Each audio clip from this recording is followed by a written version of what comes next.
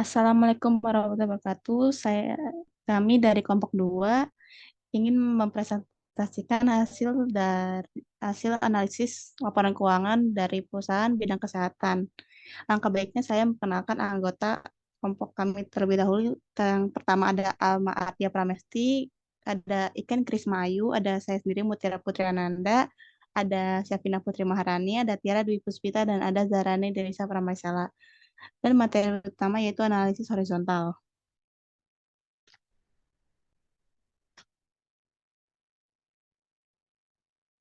Boleh di next.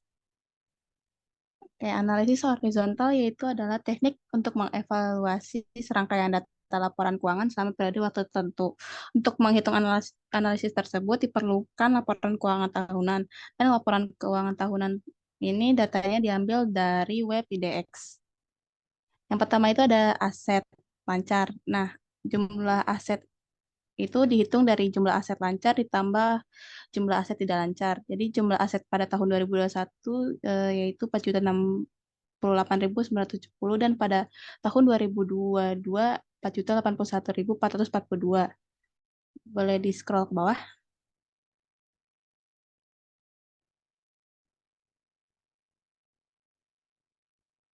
Ada liabilitas. Nah, jumlah liabilitas itu dihitung dari jumlah liabilitas jangka pendek ditambah jumlah liabilitas jangka panjang. Jadi pada tahun 2021 jumlah liabilitasnya itu 597.785 dan pada tahun 2022 yaitu 575.967. Boleh di scroll lagi ke bawah. Ada ekuitas. Nah, di ekuitas ini jumlah liabilitas dan ekuitas. Itu dihitung dari jumlah ekuitas pada pemilik entitas ditambah oleh kepentingan non pengendali. Pada tahun 2021 yaitu 4.068.970 dan pada tahun 2022 4.081.442. Selanjutnya ada laporan laba rugi, yaitu jumlah laba pada tahun 2021 yaitu 1.260 dan pada tahun 2022 itu 1.104.114. Boleh di next. Selanjutnya ada analisis vertikal yaitu teknik yang menyatakan setiap item laporan keuangan sebagai persentase dari jumlah dasar.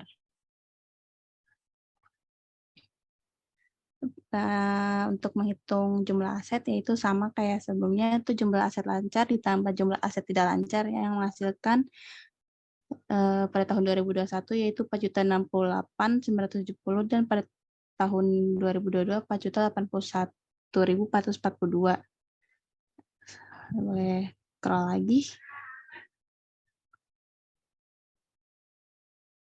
Selanjutnya ada liabilitas. Jumlah liabilitas itu dihitung dari jumlah liabilitas jangka pendek ditambah jumlah liabilitas jangka panjang sehingga menghasilkan pada tahun 2021 597.705 dan pada tahun 2022 575.967. Selanjutnya ada ekuitas yaitu jumlah liabilitas dan ekuitas pada tahun 2021 4.068.970 dan pada tahun 2022 4.081.442. Dan di laporan laba rugi, jumlah laba pada tahun 2021 yaitu 1.260.898 dan pada tahun 2022 1.104.714. Selanjutnya ada current ratio. Current ratio adalah alat pengukur kemampuan suatu usaha dalam membayar kewajiban jangka pendek seperti upah dan utang. Untuk menghitung current ratio, yaitu aset lancar dibagi liabilitas lancar atau liabilitas utang. Di intra-company terdapat PT Industri Jamu dan Farmasi Sido Muncul Tbk. Aset lancar dicari dari jumlah aset lancar pada laporan ALK yaitu 2.244.707 dan current liabilities dicari dari jumlah liabilitas jangka pendek pada laporan ALK yaitu 543.370 sehingga menghasilkan current ratio 4,131 sekian. Dengan keterangan setiap liabilitas lancar Rp1 akan dipenuhi dengan aset lancar sebesar Rp4,13. Di industri average pada nomor 1 ada industri jamu dan farmasi muncul TBK current asset dengan dicari dengan cara yang sama, yaitu menghasilkan 2.194.242, dan current liabilities dicari dengan cara yang sama, yaitu 541.048, dan menghasilkan rasio 4,055 sekian. Dengan keterangan setiap liabilities lancar Rp1 akan dipenuhi dengan aset lancar sebesar Rp4,5.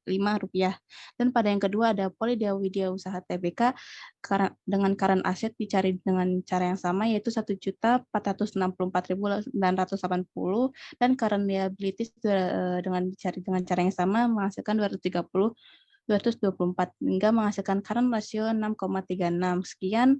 Dengan keterangan liabilities lancar Rp1 akan dipenuhi dengan aset lancar sebesar Rp6,36. Next.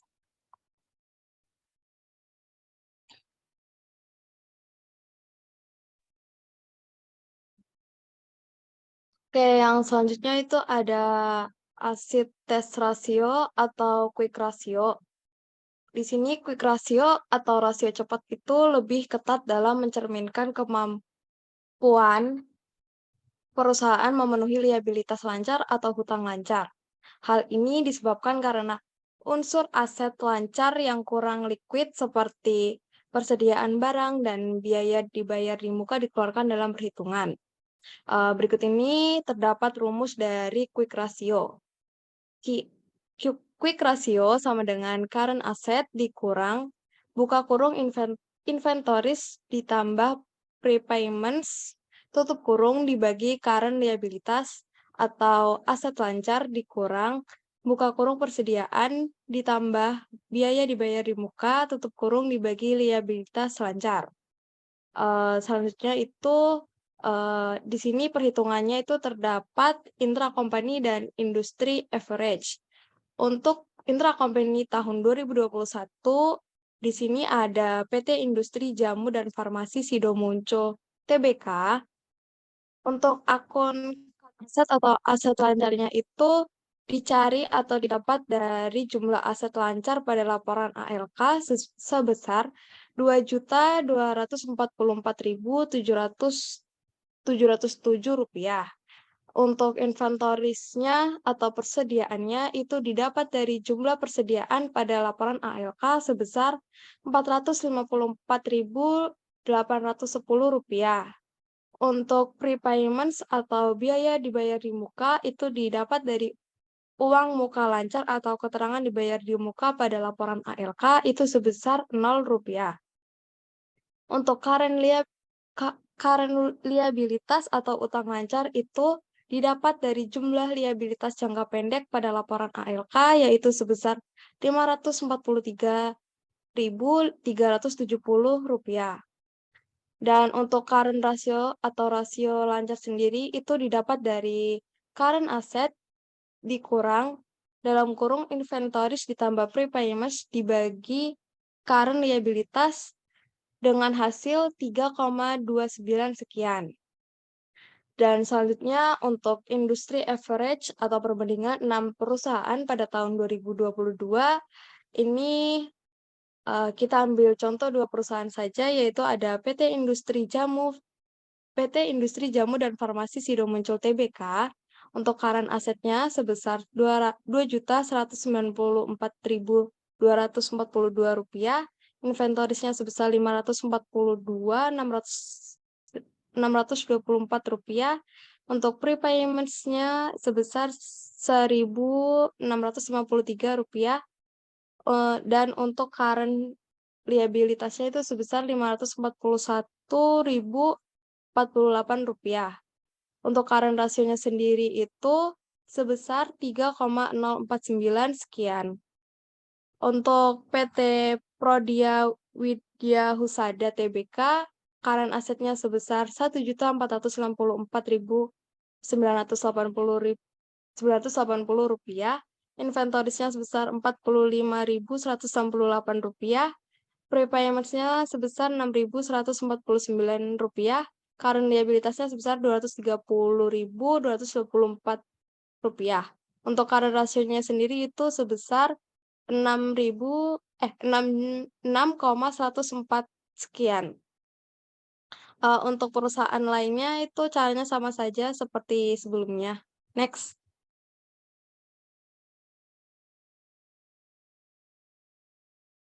Oke, yang selanjutnya itu ada receivable turnover ratio atau rasio perputaran piutang. Rasio ini menunjukkan perputaran piutang dalam satu periode. Berikut ini terdapat rumus dari RTR, yaitu annual sales dibagi dengan average receivable atau pendapatan bersih dibagi rata-rata piutang. Untuk intra company tahun 2021 itu ada PT Industri Jamu dan Farmasi Sido Muncul Tbk. Untuk annual sales-nya atau penjual bersihnya itu dicari dari jumlah penjualan pada laporan ALK sebesar 4.020.000 rupiah, 20.980 rupiah. Dan average receivable atau rata-rata piutangnya itu didapat dari jumlah piutang usaha ditambah piutang lainnya atau jumlah tahun lalu ditambah tahun depan sebesar 1.334.737 rupiah. Dan untuk RTR-nya atau rasio perputaran piutangnya itu didapat dari annual sales dibagi average receivable menghasilkan 3 rupiah. Dan untuk industri average pada tahun 2022 itu terdapat 6 perusahaan, yaitu untuk perusahaan atau PT Industri Jamu dan Farmasi Sido Muncul Tbk, annual sales atau penjualan bersihnya itu 3.865.523 rupiah. Dan rata-rata piutangnya itu sebesar 1.355.794 rupiah dan rasio perputaran piutangnya itu sebesar 3. Untuk PT Prodia Widya Husada Tbk, annual sales atau penjualan bersihnya itu 2.181.642 rupiah. Rata-rata piutangnya itu sebesar 368.066 rupiah. Dan rasio perputaran piutangnya itu sebesar 6 rupiah. Dan untuk keempat perusahaan lainnya itu caranya sama saja seperti cara sebelumnya. Next.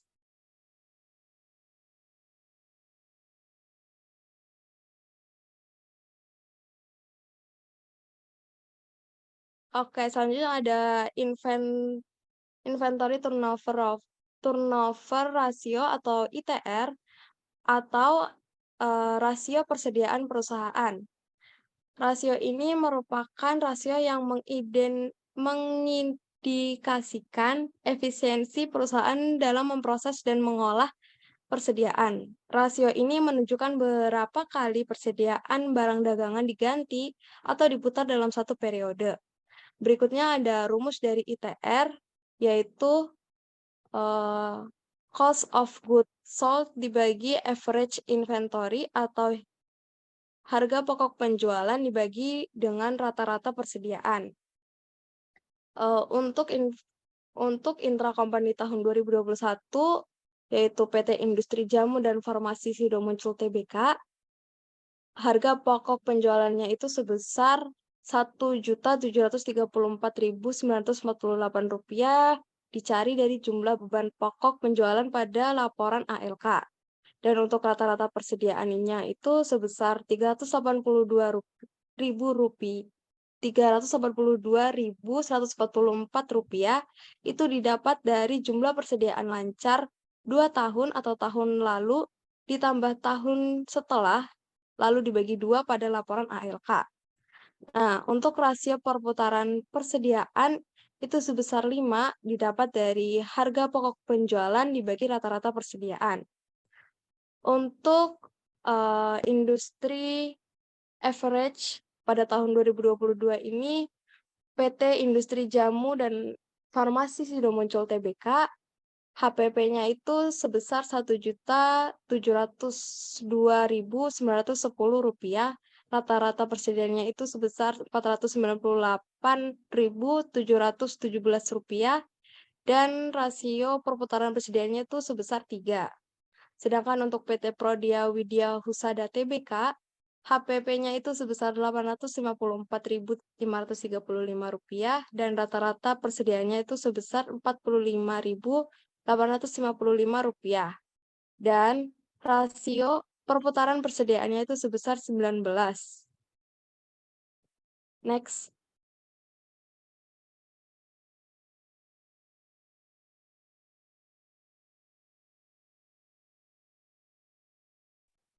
Boleh tolong scroll ke atas?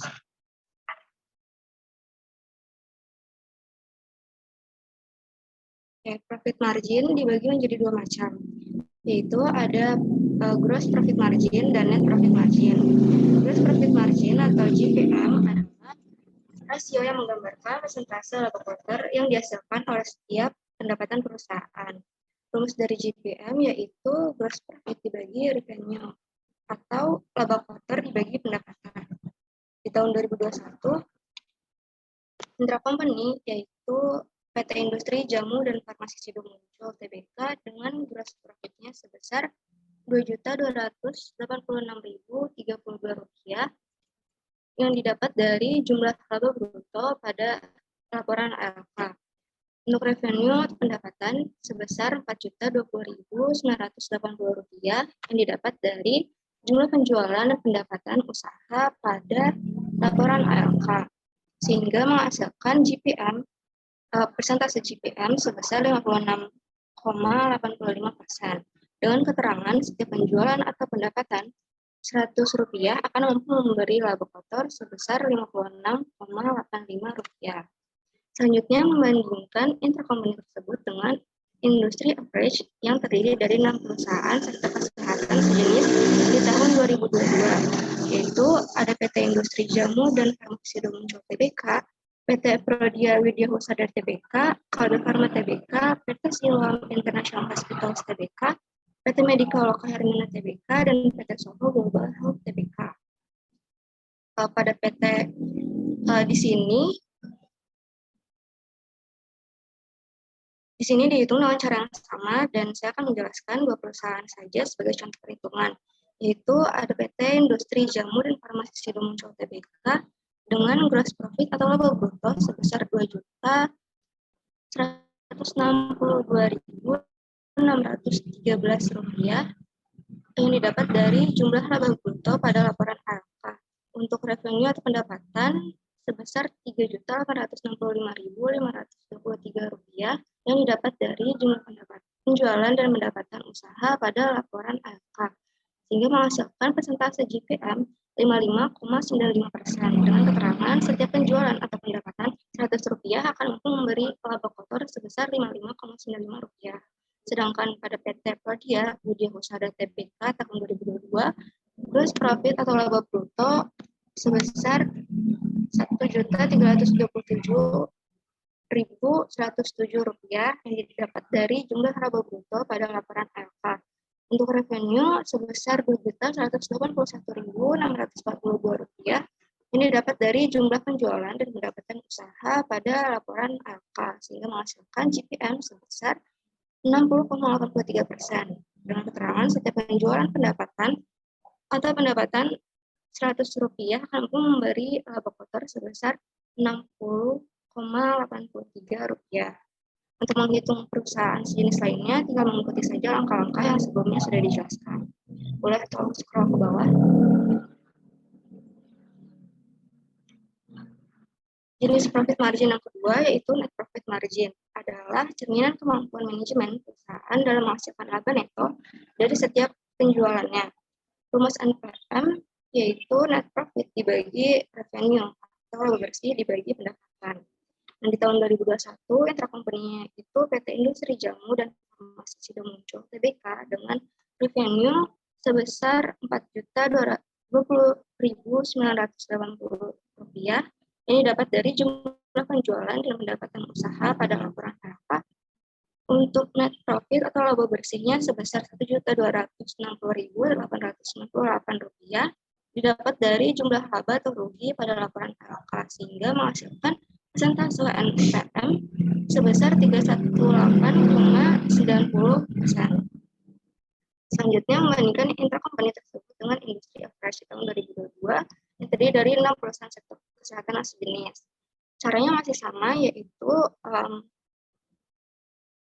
pada PT Industri Jamu dan Farmasi Sidomukro Tbk, revenue pendapatannya sebesar Rp3.865.523. Net profitnya sebesar Rp1.104.714, menghasilkan NPM sebesar 349,91%. Sedangkan PT Prodia Widya Usaha Tbk, revenue-nya sebesar Rp2.881.642, net profit atau laba bersih sebesar Rp371.626, sehingga menghasilkan NPM sebesar 587,5%. Next.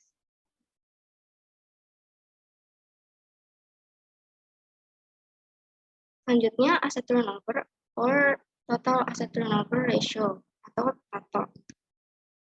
TATO adalah rasio yang mengindikasi efektivitas perusahaan dalam menggunakan asetnya untuk menghasilkan pendapatan.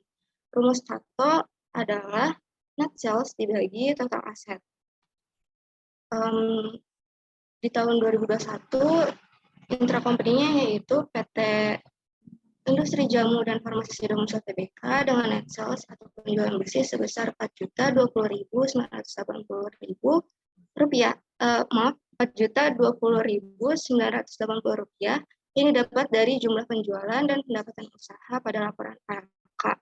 Untuk total aset didapat dari jumlah liabilitas dan ekuitas pada laporan ALK sebesar Rp4.068.970, menghasilkan total aset turnover sebesar 0,98 sekian. Di tahun 2022, industri company tersebut terdiri dari 6 perusahaan sektor kesehatan yang sejenis. Caranya juga masih sama, yaitu pada PT Industri Jamu dan Farmasi Sidomukro Tbk, net sales atau penjualan bersih sebesar Rp3.865.523 yang didapat dari jumlah penjualan dan pendapatan usaha pada laporan ALK. Untuk total aset atau total aset sebesar Rp4.081.442 didapat dari jumlah liabilitas dan ekuitas pada laporan ALK, hingga menghasilkan total aset turnover sebesar 0,94 sekian. Untuk menghitung perusahaan sejenis lainnya, tinggal mengikuti saja langkah. Hasil dari perhitungan total aset turnover pada semua perusahaan tersebut dijadikan ranking yang dilihat dari nilai total aset turnover terbesar ke nilai total aset turnover terkecil. Berdasarkan hasil total aset turnover tersebut, diketahui bahwa yang mendapatkan ranking pertama atau nilai terbesar adalah PT Soho Global Health Tbk, dan ranking ke-6 atau nilai terkecil adalah PT Medica Loka Hermina Tbk. Nah, nilai TATO yang tinggi menunjukkan perusahaan tersebut menggunakan sedikit aset atau aset yang digunakan sudah rusak. Berikutnya ada return on asset atau disebut ROA. ROA itu adalah rasio yang mencerminkan seberapa return yang dihasilkan atas sejumlah rupiah yang ditanamkan dalam bentuk aset. Karena ini sifatnya saham, jadi untuk hasil ROA sendiri nanti itu sifatnya berupa persenan. Rumus dari ROA itu adalah net income dibagi total aset atau pendapatan bersih dibagi total aset. Di sini ada intracompany-nya Sido muncul perbandingan tahun 2021 dan 2022. Di 2021 PT Sido muncul itu net income-nya Rp1.210.898. Itu didapat dari jumlah laba rugi pada laporan ALK. Untuk total asetnya Rp4.068.970 didapat dari jumlah aset dari laporan ALK. Hasil dari ROA-nya ini adalah net income dibagi total aset. hasilnya itu ada 30,99%, seperti yang tadi dibilang, karena ini sifatnya saham, jadi hasilnya itu berupa persenan. Untuk yang 2022, PT Sido Muncul net income-nya sebesar Rp1.104.714. Dan untuk total asetnya Rp4.081.442. ROA-nya itu adalah 27,07%. Ke tahun 2022, ini adalah industry average membandingkan 6 perusahaan sejenis. Di sini saya akan mengambil 2 contoh, yaitu PT Sido Muncul dan PT Prodia. Seperti yang tadi sudah dijelaskan, PT Sido Muncul itu hasilnya 27,07%. Untuk PT Prodia sama, untuk net income-nya didapat dari jumlah laba rugi, yaitu Rp371.626. Untuk total asetnya itu ada Rp1.204.611 dari jumlah aset dari laporan ALK. Hasil ROA-nya itu sebesar 30,85%. Di samping itu ada ranking atau peringkat. Jadi dari membandingkan 6 perusahaan sejenis tadi ada peringkat-peringkatnya, karena dengan harapan semakin tinggi nilai ROA-nya itu semakin baik. Di peringkat pertama itu adalah dari PT Prodia sebesar 30,85%, dan paling akhir atau peringkat terbawah itu adalah PT Media Loka Hermina Tbk dengan presentasi 4,99%. Ini dilihat dari nilai terbesar ke nilai terkecil. Next. Berikutnya adalah return on common stockholders equity atau return on equity atau ROE. ROE ini adalah rasio yang mencerminkan seberapa besar return yang dihasilkan bagi pemegang saham atas sejumlah rupiah yang ditanamkan. Seperti ROA tadi, ROE ini adalah sifatnya saham, jadi nanti hasil ROE-nya itu adalah berupa persentasi. Rumus dari ROE sendiri adalah net income dibagi total equity atau pendapatan bersih dibagi jumlah ekuitas. Di intracompany di PT Sido Muncul tahun 2021, net income itu adalah Rp1.260.898 didapat dari jumlah laba rugi pada laporan ALK. Untuk total equity atau total ekuitas Rp3.471.185 dicari dari jumlah ekuitas pada laporan ALK. ROE ini hasilnya didapat dari net income dibagi total equity, hasil 36,32%. Untuk hasilnya itu akan berupa persentase. Untuk tahun 2022, PT Sido Muncul itu net income-nya Rp1.001.714 dan total equity-nya Rp2.314.144 dengan hasil ROE 16,08%. Seperti yang tadi dibilang, karena ini membandingkan 6 perusahaan sejenis, maka ada ranking-ranking yang tersedia. Dari sini kita bisa tahu untuk peringkat pertama yang didapat oleh PT Sido Muncul dengan presentasi 31,51%, sementara peringkat bawah atau terendah dari PT Media Loka Hermina Tbk dengan presentasi 8,08%. Ini didapat dari hasil terbesar ke terkecil. Next.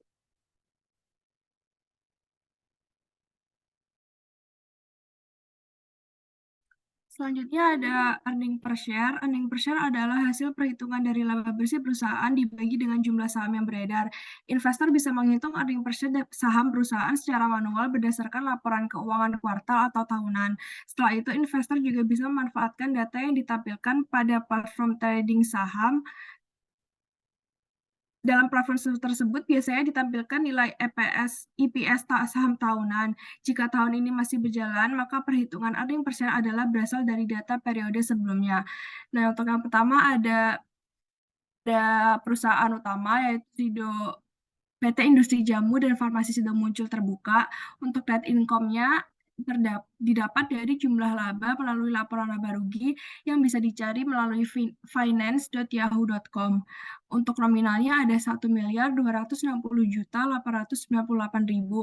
Setelah itu selanjutnya basic average share atau jumlah saham yang beredar yaitu 29.825.671 rupiah yang didapat dari jumlah saham yang beredar pada laporan laba rugi.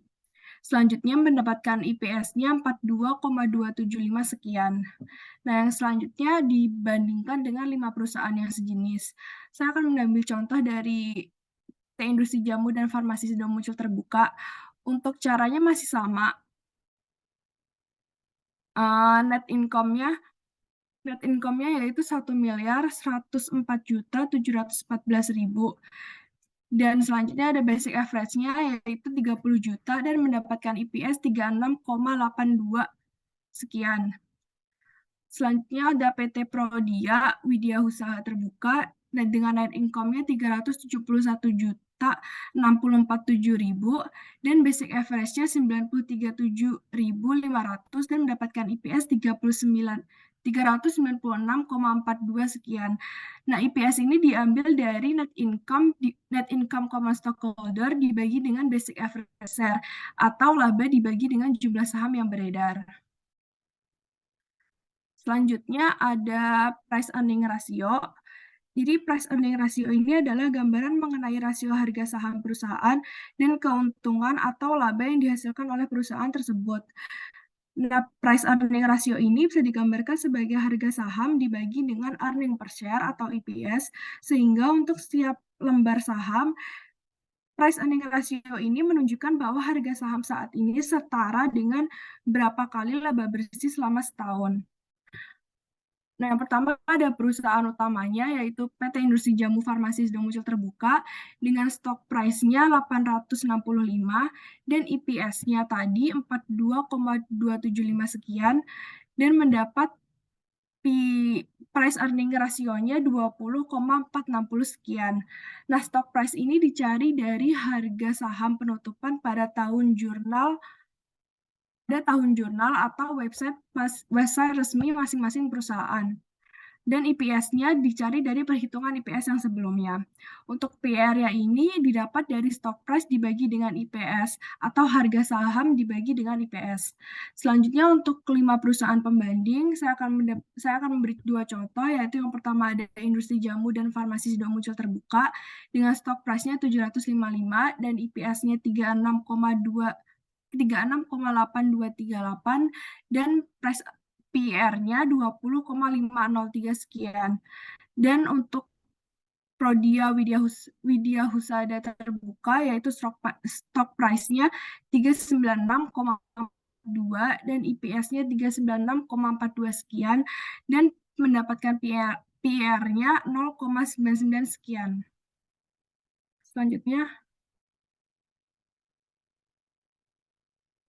Selanjutnya ada dividen payout ratio atau DPR, yakni rasio jumlah dividen yang dibayarkan kepada pemegang saham terhadap laba bersih. Gunanya untuk mengukur persentase laba yang dibagikan dalam bentuk dividen tunai. Rumusnya itu ada earning per share atau laba per saham dibagi dengan return earning atau saldo laba. Nah, untuk intracompany-nya di tahun 2021 itu ada SIDO, yakni PT Industri Jamu dan Farmasi Sido Muncul Tbk dengan earning per share-nya sebesar Rp42.027 sekian, serta return net earning-nya sebesar Rp1.323.435. Maka DPR-nya itu hasilnya 0,003%. Lalu untuk industry average itu kita ambil dari 2 contoh perusahaan sejenis, yakni di tahun 2022, yakni PT Industri Jamu dan Farmasi Sido Muncul Tbk dengan earning per share-nya sebesar Rp36.082 sekian, serta return net earning-nya sebesar Rp1.353.670, maka DPR-nya sebesar 0,002%. Lalu untuk PT Prodia Widya Husada Tbk dengan earning per share-nya sebesar Rp396.442 sekian, dengan return net earning-nya sebesar Rp1.060.322, maka DPR-nya mendapatkan hasil sebesar 0,037%. Boleh selanjutnya?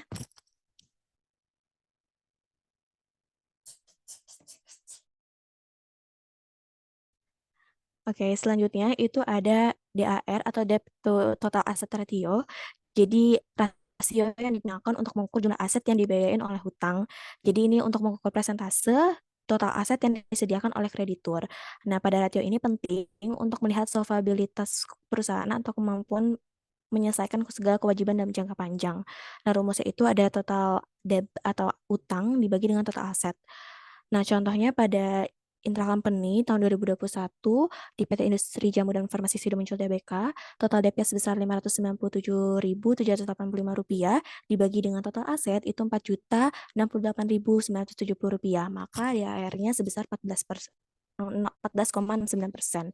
Lalu untuk yang industry average di tahun 2022 itu dari industri jamu dan farmasi Sidomuncul Tbk, total debt-nya sebesar Rp575.967 dibagi dengan total asetnya Rp4.081.442, maka DAR sebesar 11%. Lalu yang kedua ada PT Prodia Widya Husada Tbk, itu total debt-nya sebesar Rp358,447 dibagi dengan total aset sebesar Rp2.669.591. Maka total DAR 43%.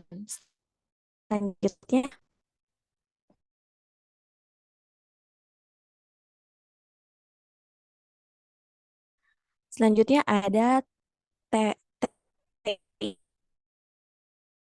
TIR atau time operasional perusahaan untuk menutupi kewajiban bunga, dan ini bisa kalian dapat di laporan laba rugi. Rumusnya itu ada pendapatan sebelum bunga dan pajak dibagi dengan beban bunga, yakni di intracompany tahun 2021 ada PT Industri Jamu dan Farmasi Sidomuncul Tbk dengan pendapatan sebelum bunga dan pajak sebesar Rp1.260.898 dibagi dengan beban bunganya sebesar Rp862.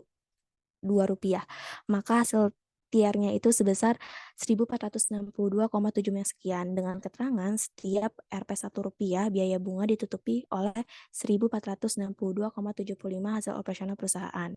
Begitu pula dengan industri average di tahun 2022, yakni yang pertama ada PT Industri Jamu dan Farmasi Sidomuncul Tbk dengan pendapatan sebelum bunga dan pajak itu sebesar Rp1.104.714 dibagi dengan beban bunga yang 780, maka hasil TIR-nya sebesar 1.416,3. Dengan keterangan setiap Rp1 biaya bunga ditutupi oleh 1.416,3 hasil operasional perusahaan. Lalu yang kedua ada PT Prodia Widya Husada Tbk dengan pendapatan sebelum bunga dan pajak itu sebesar Rp371.626 dengan dibagi beban bunganya sebesar Rp2.740. Maka hasil TIR-nya itu sebesar 135.662 sekian. Dengan keterangan setiap Rp1 biaya bunga ditutupi oleh 135,62 hasil operasional perusahaan.